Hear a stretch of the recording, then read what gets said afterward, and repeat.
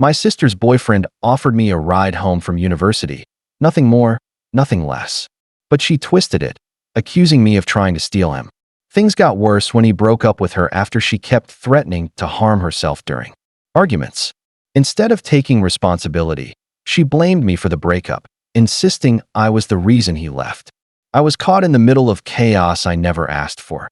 All because I accepted a ride that I broke up with her because she was threatening to harm herself, and she blamed me for it. For some background, my older sister is 22, and her boyfriend, Adam, and I are both 19. I'll call my sister Kate. Adam and I were initially just acquaintances. We were in the same high school class and now attend the same university, studying the same major. We weren't close friends, but after he started dating Kate, we became friendly since we have a lot in common. I want to make it clear that I have no romantic interest in Adam. However, when Adam and I became friends, my sister didn't like it, which is understandable. I tried to keep my distance like she wanted, but Adam and I still had to talk because we share a few classes. We only ever discussed school or things related to Kate. One evening, after classes, Kate had invited Adam over for dinner. He offered me a ride home since we were going to the same place. I didn't think much of it and agreed. It was dark, and I was exhausted, so I actually fell asleep for most of the ride. We didn't talk at all. When we got to the house, I was heading to my room when Kate grabbed me and pulled me back, demanding to know why Adam and I came home together. Adam immediately tried to explain, but she started yelling at him, telling him to stop talking for me and stop defending me. Her shouting brought our parents rushing over. She then screamed at me, telling me to stop being jealous and find my own ride home. She claimed she'd noticed everything and hated how I thought every man wanted me, calling me desperate. She was also gripping my wrist so tightly that it hurt, so I yanked my arm away and she shoved me. Adam tried to hold her back, but she began to scream and cry, telling him to stop defending me and reminding him he was her boyfriend, not mine. My parents tried to calm her, but she was shaking, breathing heavily and quickly, staring at me. I felt, and still feel, completely rattled by the scene. My mom started yelling at me to leave the room until Kate felt better, saying I was triggering her by being there. I was confused and felt accused. I tried to explain that I had no idea what I'd done wrong, but my sister started making these sounds, shaking and panting, glaring at me, which honestly scared me. My mom yelled at me to leave again, and I did. I heard them ask Adam to leave too, and he did. Later, he texted me asking if my sister was okay, but I've been too scared to leave my room. I'm a bit afraid my sister might do something to me, and I've cried a lot. I'm still shaken by seeing her like that. I don't know if it was a panic attack or a breakdown, but she looked more angry than anything. I feel somewhat responsible for her reaction since she'd told me before to stay away from Adam. I wish I had never taken that ride home. I don't know who to talk to about this, and I'm still in my room. I know I've said it a lot, but I'm genuinely scared to leave my room because of everything, and I feel like my parents think it's all my fault. Update: May 5th, 2025. Sorry for the delay in updating. I took a break from my phone and social media due to harassment I'll mention later. I want to thank everyone for their advice and encouragement. I didn't expect it, and I'm very grateful. First, I want to say everyone was right. I should have left my house for a while after Kate's reaction. So, a week after Kate's meltdown, Adam started keeping his distance from Kate and our family. I did too. I only left my room for school or to get dinner, which I ate in my room. My mom also advised me to do this because she was worried about how Kate would treat me, especially since Adam wasn't talking to her much. He would still text me occasionally about school, but wouldn't even ask about Kate. About 3 days after the incident, I was at school and got a text from Kate. She basically told me she hated me, and if I came home that day, she'd kill me. I was so confused. I hadn't spoken to her in a while. I forwarded the message to my parents. I was really upset because she was threatening me out of nowhere and insulting me a lot. Kate called me, and when I answered, she was crying and screaming, saying it was my fault, that I never wanted to see her happy, and that I took away someone important to her just because I didn't have a man. I tried to tell her I didn't know what happened, but she kept repeating, "Liar, it's your fault. Liar, it's your fault." When I hung up and asked Adam about it, he told me he had broken up with Kate because she had started calling his phone constantly, as well as his parents' phones. She was also texting his friends on Instagram, asking them to talk to him so he'd speak to her again. Adam also said she started threatening him with her life, saying if he left her, she would kill herself, and it would be his fault.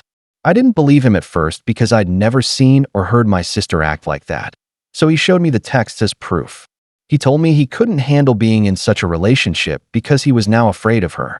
Then he said he was also scared of me or interacting with me, in case Kate would hurt me again because of it. After all my classes, I called my mom and tried to explain everything to her. I even had Adam there to speak to them in case she wouldn't believe me or what Adam had told me. But my mom just started yelling at me. She told me what I was doing was wrong, communicating with someone who caused my sister so much pain, and even trying to get her to speak to him. She refused to speak to him or even hear the reason he broke up with her, saying he only hurt Kate, and that my continuing to speak to him meant I didn't care about my sister. I then told her how Kate was threatening me, and she said it was just out of anger, and that I should stay away from Adam if I didn't want to make Kate angrier. I kept trying to get her to understand how I felt, but she kept dismissing me and yelling at me so much that I cried and had to end the call. I stayed at school with Adam for a while. We talked about what I should do, mostly because I was scared to go home and wanted to talk to someone who understood me. Kate was spamming me with texts, asking if I was with Adam and what was taking me so long to go home. She was also calling me constantly, and when I didn't answer, she called through my mom's phone. When I answered and heard it was her, I hung up after she said she knew I was with Adam. Honestly, I felt so exhausted by all of this and had to face my fear of asking a friend who slept in the dorms if I could stay with her. I told her everything. We're close. So I've been here for a few days. I told my parents I was with a friend prepping for exams. Both of them, especially my father, insist I come home, especially since I'm the youngest. They don't trust me to stay out of the house since I have nothing on me, but I'm honestly just too scared to go home to care about what they think. My parents think I'm overreacting about Kate's threats and even made me speak to her on the phone, and she told me she didn't mean it, but I don't believe her. They're saying I'm trying to ruin Kate's name by involving others in family matters. I had to turn off my phone for a while because of Kate constantly calling and texting threats and insults to me, and when I tell my parents, they literally make excuses. Oh, and on Saturday, all three of them came to my school to try and find me. I was lucky not to run into them, but Adam and one of my other friends were unfortunately spotted by Kate. Adam didn't want to talk to them, so he avoided them and warned me. My friend who did talk to them told me my sister asked her if I was staying with Adam, and my parents told her to tell me to come home and take their calls. Yeah, I apologize if this post feels all over the place. I tried to explain everything for everyone who wanted an update. I'm still so stressed about everything, and keeping my distance isn't helping like I thought it would. I'm constantly worried that my sister or my parents will find me and that I will have to speak to them about this, which I don't want to do. But I know I'll have to go home soon since my parents are insisting. Update 2. May 6th, 2025. I'm once again overwhelmed by the support, advice, and encouragement I've received. Thank you so much. I once again took everyone's advice. The hardest part was having to move out of the house I grew up in. It was really hard to go back. I actually felt worried, but I decided to go back home today when both of my parents were home, and I also went with a friend just in case. Plus, I had time since my classes were all in the evening. My family has this obsession with maintaining a good family image. I kind of surprised them by coming back so suddenly and with a guest. First, I sat down with them, and my friend went upstairs to my room to start packing and, obviously, to give us space. My parents then started talking in hushed tones, basically telling me to stop being dramatic and stop dragging this issue out, that it had already happened, and I should just forget it and come back home. I first asked if I could stay in the campus dorms or the apartments close to school since I have my final exam starting Thursday and wanted to stay at school where I could focus only on academics. I thought this approach would work since my parents are pretty strict about school, but my parents refused immediately. My father said I wasn't allowed to until I was older, and my mother said she knew it was because of Kate. I then told them I'd already decided that's what I wanted, and I'd do it anyway. My father threatened to stop paying my tuition. He also told me to think about what our other family members would think, and that I'd have a lot of time in our house with my sister during the summer break to make up. But I dreaded living so much time in the same place as Kate. Plus, I already asked the school about summer housing, and it is allowed, but you have to pay a different price, which I expected my parents not to agree to pay. My friend came downstairs while we were talking and called me aside. She told me she was looking for a suitcase when Kate burst inside and lunged at her, but then stopped when she realized it wasn't me.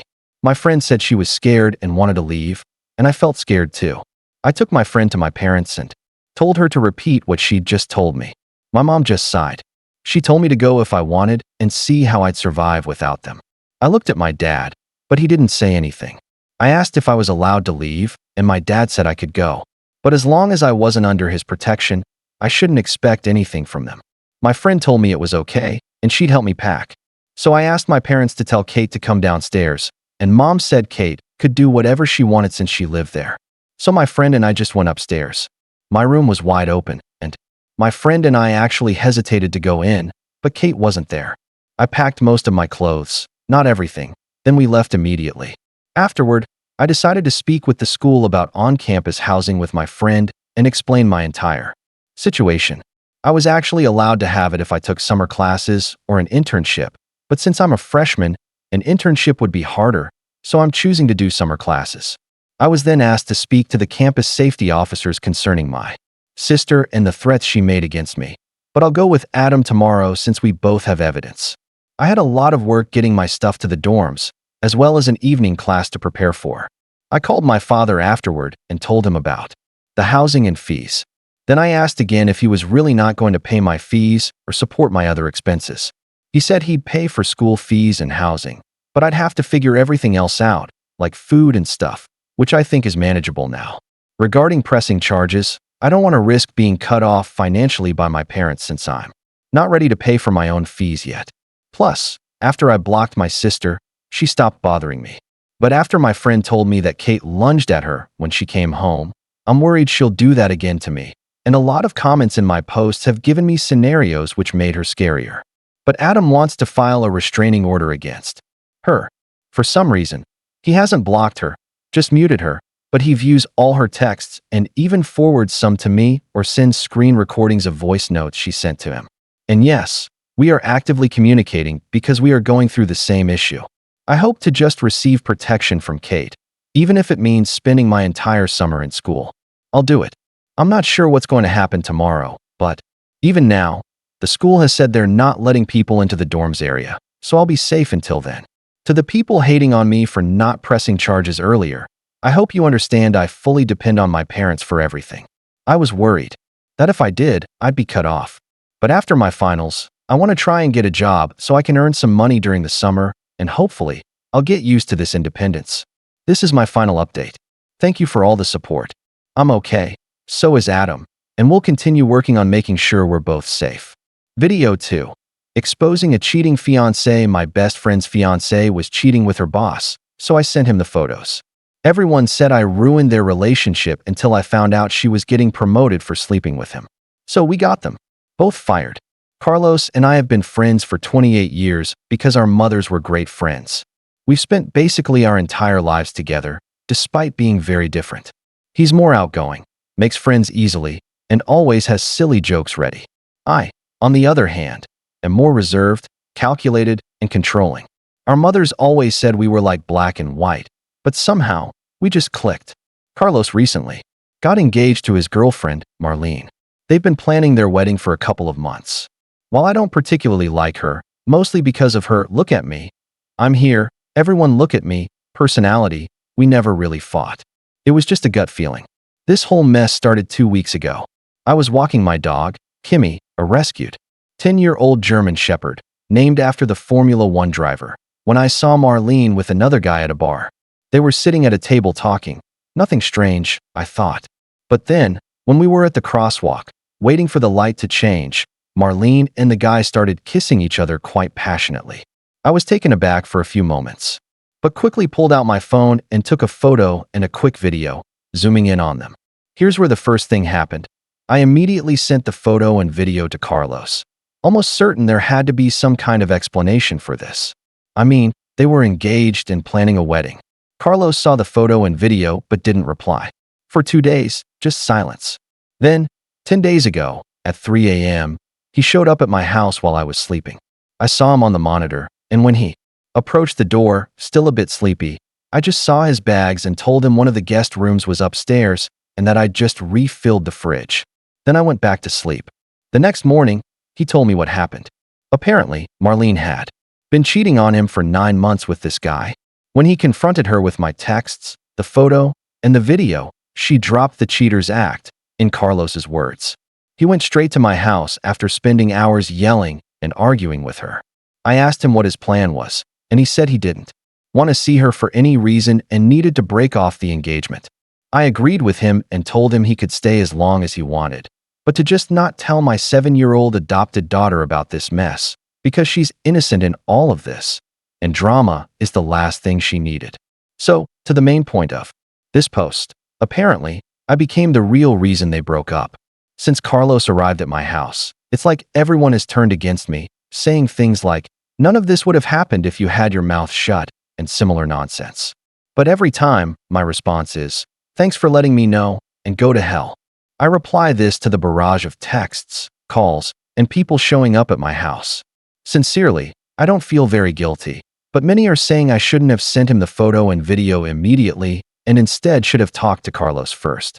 But since right now, for many, I'm the worst and the real reason they broke up, and only a few are saying I did the right thing, I want to hear others' opinions. Am I the jerk for exposing everything? Or should I have done something different? Update: almost 2 weeks have passed, and unfortunately, Carlos isn't handling this whole drama well. I'm trying my best to support him and be there for him. I can guarantee that seeing your best friend cry and blame himself because his ex-fiancée cheated on him isn't easy at all, and even for someone as reserved as me, it's heartbreaking. So I decided to do something about this, and for once show that actions have real-life consequences. Knowing just the name of the guy, I decided to ask a connection for a favor, a simple background check on who he was. Well, 2 days ago, I did it and found out the whole picture. The guy isn't just some random person, he's Marlene's boss. And according to my connection, since the affair started, Marlene, who works as a lawyer, began to be assigned to big cases and manage big clients. What a surprise. But the most interesting thing is that Marlene wasn't the first one, and her boss had already done this with 2 other women. Their law firm was just looking for any excuse to fire him. A very simple plan immediately came to my mind. Why not give an extra push for this? So, using Carlos's screenshots of their chat and my photo and video, I created a very clear case of this behavior.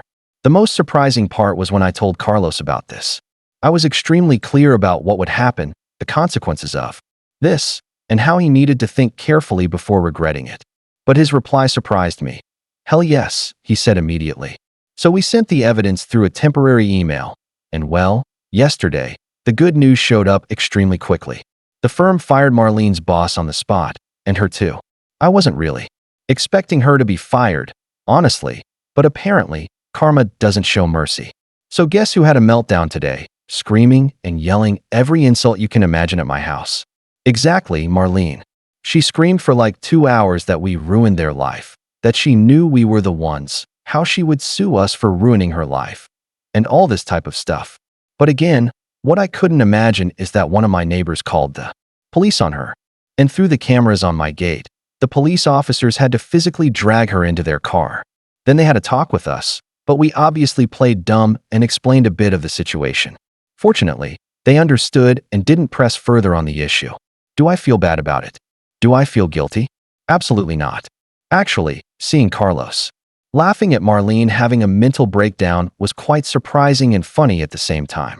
He was really enjoying seeing an adult having a meltdown and screaming all sorts of things. So, that's the situation.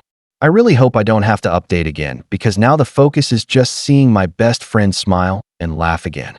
He even asked me if I was sure he could stay at my house longer, jokingly asking if I would make him pay rent, but I reassured him that it was fine and not a problem for me, as long as my daughter stayed out of all of this.